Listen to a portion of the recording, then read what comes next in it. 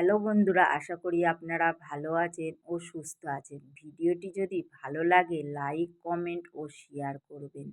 আর দেখুন, আমি যে সিম গাছ বসিয়েছিলাম, সিম গাছের গ্রোথটা কিন্তু খুব সুন্দর হয়েছে আর খুব সুন্দর বৃদ্ধিও পাচ্ছে।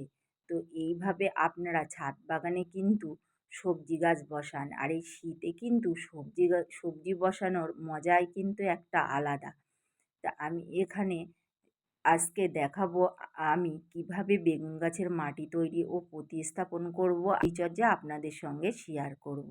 আর বসাবো ক্যাপসিকামের বীজ।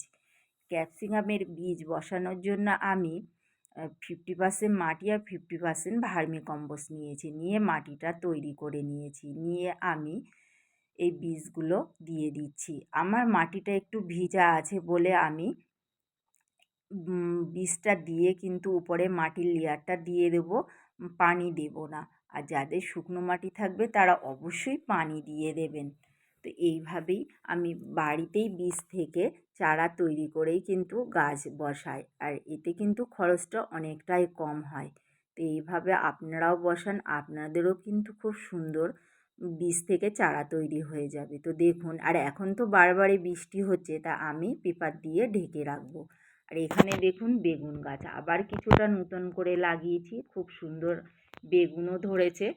আর পুরনো বেগুন গাছে তো বেগুন হচ্ছে, আর বাজারে কিন্তু এখন বেগুনের দাম প্রচুর। তো দেখুন, আজকে আমি বেগুন হারভেস্টিং করেও দেখাবো। তো দেখুন গাছগুলো কত সুন্দর আছে। আর বেগুন গাছের পাতা আপনারা কিন্তু অবশ্যই কেটে দেবেন মাঝে মাঝে, তাহলে ডোকা কিন্তু খুব সুন্দর বৃদ্ধি পাবে। আর এখানে দেখুন, তো প্রথমে দেখুন আমি দেখাচ্ছি আমি বেগুন হারভেস্ট করছি, কতটা বেগুন হয়েছে আমার গাছে। এগুলো আমার সেই আগের পুরনো গাছ, প্রায় 1 বছর হয়ে গেছে।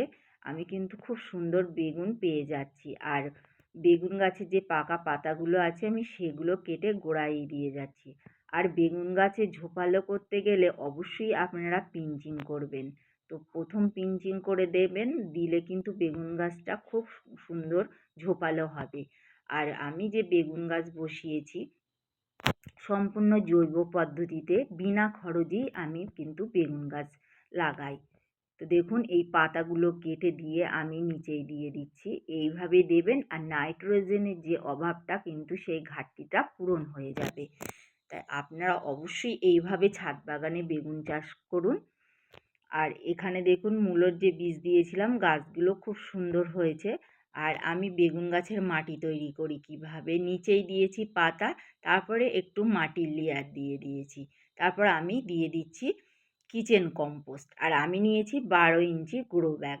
আর 12 ইঞ্চি গ্রো ব্যাগে কিন্তু খুব সুন্দরই বেগুন হবে। আপনারা এইভাবে 12 ইঞ্চি গ্রো ব্যাগেই বসান, আর হাফ ড্রামেও বসাতে পারেন, বালতিতেও বসাতে পারেন। তারপরে আমি দিয়ে দেবো একটা মাটির লেয়ার। এখানে আমি কোনো গোবর সার ব্যবহার করব না।